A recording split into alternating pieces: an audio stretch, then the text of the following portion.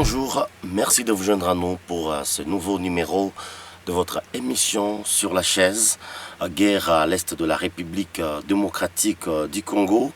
Quelle solution pour une paix durable dans la région?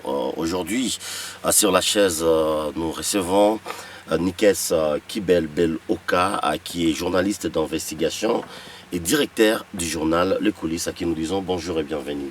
Bonjour chers confrères, merci. Nikes, on avait abordé avec vous la question du M23 tout au début. Aujourd'hui, cette rébellion qui persiste sur les territoires congolais, d'emblée, on voulait savoir, relever cette nuance. La rébellion du M23 connue en 2012 et celle de cette période, quelle est cette différence que vous dénichez là-dedans?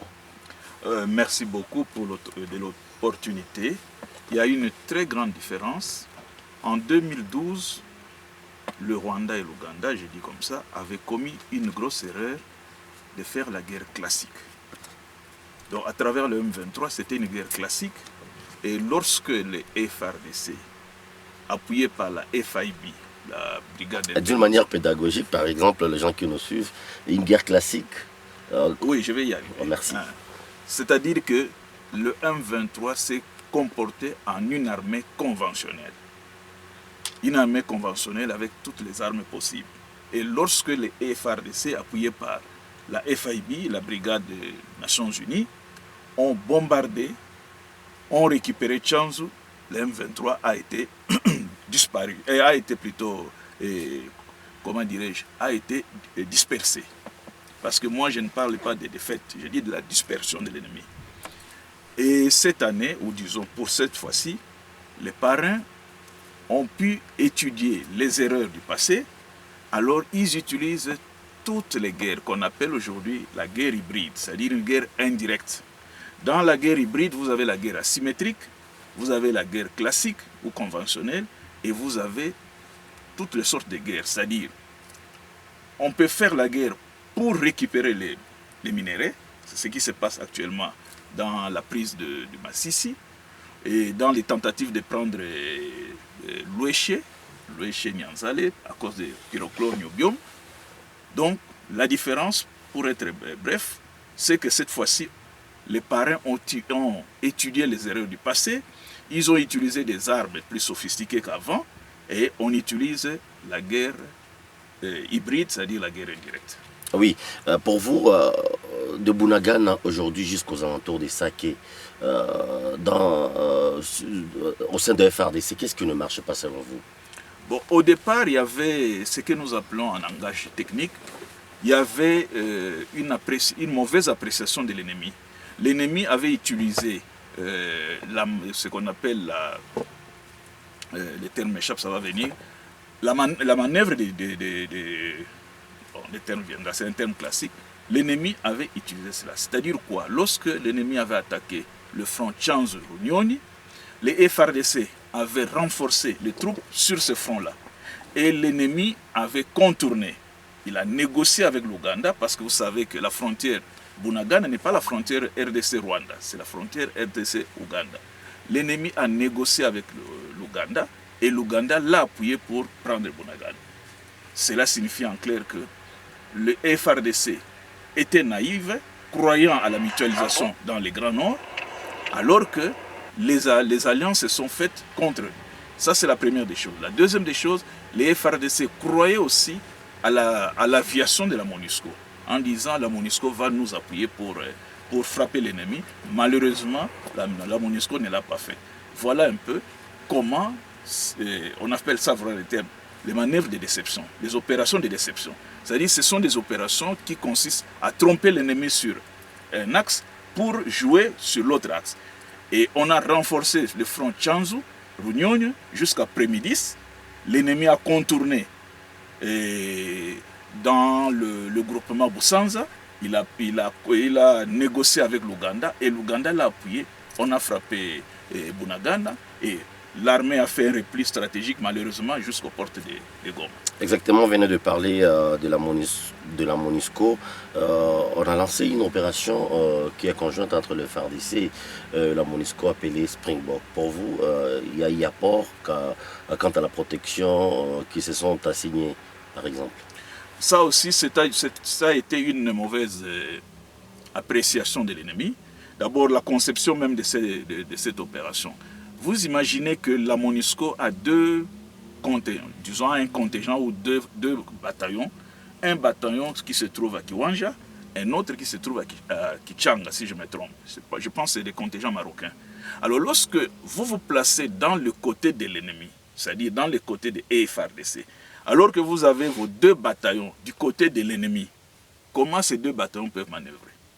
Donc vous bloquez tout. La preuve est que la MONUSCO aujourd'hui ne peut plus sillonner les localités occupées par la RDF. Interdiction formelle. Depuis pratiquement, nous allons pratiquement depuis 3-4 mois, la MONUSCO ne peut plus s'émouvoir Kichanga et ainsi de suite. Parce que tel qu'il a monté cette opération, en sachant qu'il a deux contingents, ou disons deux bataillons, dans l'espace contrôlé par l'ennemi, il a bloqué les chances de la réussite. Maintenant, il faut appliquer la puissance de feu pour arriver à reculer l'ennemi et permettre de faire la jonction entre les deux bataillons qui se trouvent à Kiwanja et à Kichanga. Et aujourd'hui, il y a des voix qui s'élèvent pour demander à la République démocratique du Congo de dialoguer avec l'homme 23. Le président Félix Tshisekedi a été catégorique, on ne négocie pas avec l'homme 23. Pour vous, est-ce que ces voix qui s'élèvent aujourd'hui pour demander un dialogue, est-ce que ça ne cache pas quelque chose? D'abord, ça serait une mauvaise lecture de la situation. Une mauvaise lecture parce que si nous prenons un passé récent, nous remontons à l'AFDL, où on nous a présenté l'AFDL comme étant une guerre pour reconquérir la nationalité de Banyamulenge. Et nous avançons, le RCD, Mutebousi, Laurent Kunda, CNDP, M23-1, M23-2, ce sont les mêmes qu'on recycle. Ce sont les mêmes qu'on recycle. Imaginez que Makenga était colonel dans les FARDC en 2012. On ne l'a jamais chassé de l'armée. Il s'est retiré de lui-même, il a déserté. Il s'est fait général lui-même. Et aujourd'hui, 12 ans après, il serait peut-être lieutenant général dans les FARDC. Il veut négocier. Négocier quoi? Maintenant, le deuxième aspect de la question, c'est que les gens ne lisent pas la feuille de route de Luanda. La feuille de route de Luanda est claire. Le conflit ou la guerre qui se passe en RD Congo, c'est une guerre qui provient d'un conflit entre le Rwanda et la RDC. Et la feuille de route de Luanda demande au Rwanda et à la RDC de dialoguer. Ce n'est pas au M23. Pour la feuille de route de Luanda, le M23 n'existe pas. Le M23, c'est un bras armé du Rwanda. Donc, et même quand vous lisez les rapports des experts des Nations Unies, il est clair que c'est la RDF qui est au front. Donc, demander au président Tshisekedi de négocier avec le M23, c'est pratiquement habiller Saint-Pierre pour déshabiller Saint-Paul, ou déshabiller Saint-Paul pour habiller Saint-Pierre. Pourquoi? Parce que nous allons revenir au système de mixage, de brassage. Surtout que nous ne connaissons pas les effectifs qui sont de l'autre côté de l'ennemi. L'ennemi peut nous présenter 10 000 hommes, 20 000 hommes dans les négociations. Et dans les 20 000 hommes, il n'y a pas de... Tout le monde n'est pas congolais. Or, dans la feuille de route de Luanda, il est clair que les Congolais qui se trouvent au sein du M23 vont faire le précantonnement à Rumangabo et après le cantonnement à Kindu. Les étrangers qui sont dans le rang du M23, notamment le Rwandais et les Ougandais, doivent rentrer dans leur pays. Bon, alors si aujourd'hui nous voulons négocier avec le M23, cela signifie que nous allons négocier avec les Rwandais et les Ougandais. Et où est la part des Congolais? Donc il faut appliquer la feuille de route de Luanda qui fait l'étamisage. Congolais, mettez-vous à part. Étrangers, mettez-vous à part. Retournez chez vous et on va régler les comptes des Congolais. Voilà un peu. Alors, demander au président Tshisekedi de négocier avec le M23, c'est fausser totalement le retour de la paix et nous plonger en arrière, revivre le brassage et le mixage. Deux bombes qui sont tombées dans l'aéroport international de Goma. À en croire le porte-parole, ces deux bombes seraient venues du Rwanda pour détruire l'aviation militaire. Pour vous, est-ce que ce n'est pas un acte de provocation directe pour entrer en guerre directe entre la République démocratique du Congo et le Rwanda? Effectivement, c'est un acte de provocation. Mais le Rwanda et l'Ouganda ont été plus rusés. Regardez, j'ai parlé ici de la dispersion des M23. Une partie est allée au Rwanda, une autre partie est allée en Ouganda. Et ils ont été cantonnés dans des camps, notamment dans le camp de Bianga en Ouganda. C'est-à-dire récupérés et recensés comme réfugiés. À partir de 2016, qu'est-ce qui s'est passé? L'Ouganda a chassé tous ceux qui étaient réfugiés dans les camps. C'est-à-dire les M23 qui étaient en Ouganda, on les a chassés, ils sont retournés sur le sol congolais. Pour dire en bref que c'est un conflit entre Congolais.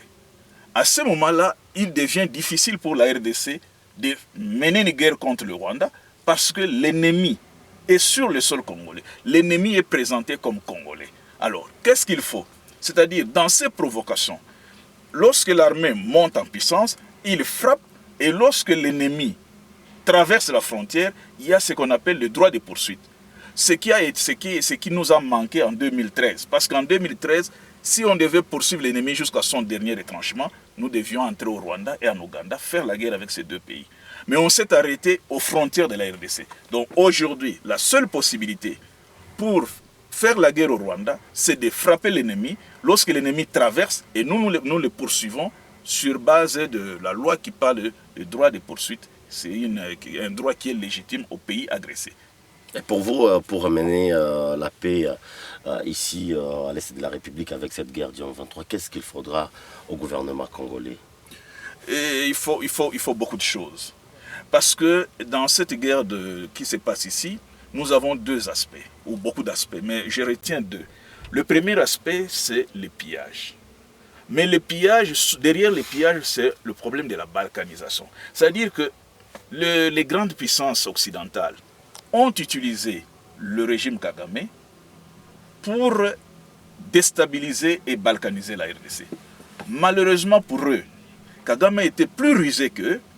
Il y a eu le génocide et Kagame s'est assis sur le génocide pour dire c'est vous qui m'avez demandé le travail. Si vous m'aviez protégé, vous aviez protégé les populations, il n'y aurait pas de génocide. Donc Kagame met le génocide sur le dos des Occidentaux, notamment les États-Unis, la France, la Belgique.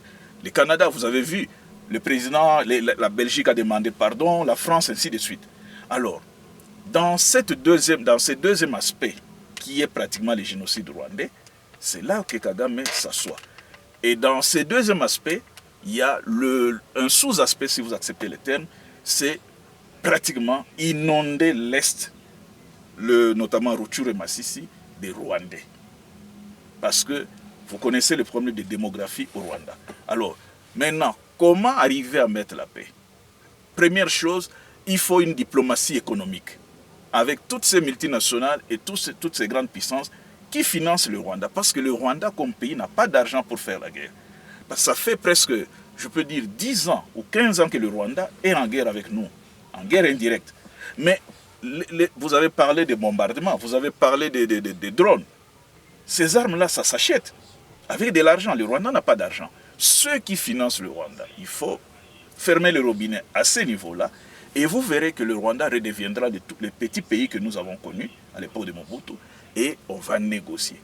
Et régler une fois pour toutes ces problèmes, le faux problème des nationalités. Parce que nous sommes à Goma, nous vivons ici, on ne fait jamais la chasse à l'homme, on voit ce qui se passe normalement. Les Congolais, qu'ils soient Tutsi, Hutu, Nyanga, Houndé, tout ça, ils vivent en paix. Mais c'est l'extérieur qui veut, effectivement, alimenter une certaine haine qui n'existe pas. Donc, une guerre, enfin, une diplomatie économique, une diplomatie médiatique comme nous sommes en train de le faire, la diplomatie politique en bonne et due forme, et aussi la force. Parce que sans la force armée, nous ne serons jamais respectés. Ceux qui disent déposer les armes, vous avez vu, on a signé le cessez-le-feu, mais ça a profité à qui? Ça a profité à l'ennemi parce qu'il a conquis d'autres localités, alors que nous étions cantonnés sur la feuille de route de cessez-le-feu. Donc, une montée en puissance des FARDC va va être une armée de dissuasion pour nous faire respecter. Donc mener toutes ces guerres-là, diplomatiques, économiques, militaires, médiatiques, vous verrez que la paix va revenir dans toute la sous-région. Parce que contrairement à ce que les gens pensent, ce n'est pas seulement entre la RDC et le Rwanda, il y a aussi entre le Rwanda et le Burundi, il y a aussi entre le Rwanda et l'Ouganda, même si on ne le dit pas. Donc c'est toute la sous-région qui est en ébullition et il faut arriver à ramener la paix tout en se faisant respecter d'abord. Vous avez parlé de l'Ouganda, bien sûr. Il y a certains groupes de résistants qui indexent directement l'Ouganda de participer aujourd'hui activement à cette guerre. Pourquoi l'Ouganda serait venu en retard alors que le Rwanda commençait déjà à cette guerre avec comme un groupe armé à l'homme 23? Mais l'Ouganda n'est pas venu en retard. Je l'ai souligné ici que l'Ouganda a chassé les réfugiés, en fait, les ex-M23 qui étaient dans les camps de Bianga. En 2016, l'Ouganda les a chassés. Makenga vivait dans une villa en Ouganda. L'Ouganda l'a, bon, utilisons le verbe chasser, il les a retournés au Congo. C'est-à-dire que l'Ouganda et le Rwanda préparaient cette guerre. C'est nous qui avons été distraits. Alors j'ai parlé de l'opération de déception. Bunagana ne pouvait pas tomber sans l'appui de l'Ouganda. Parce que la frontière entre la RDC et le Rwanda, ce n'est pas Bunagana. Bunagana, c'est la frontière entre la RDC et l'Ouganda. Donc l'Ouganda joue le double jeu depuis toujours. Il joue le double jeu, c'est-à-dire il est avec le Rwanda, il est au même moment avec la RDC. Mais l'Ouganda a un souci. Museveni est en train de vieillir.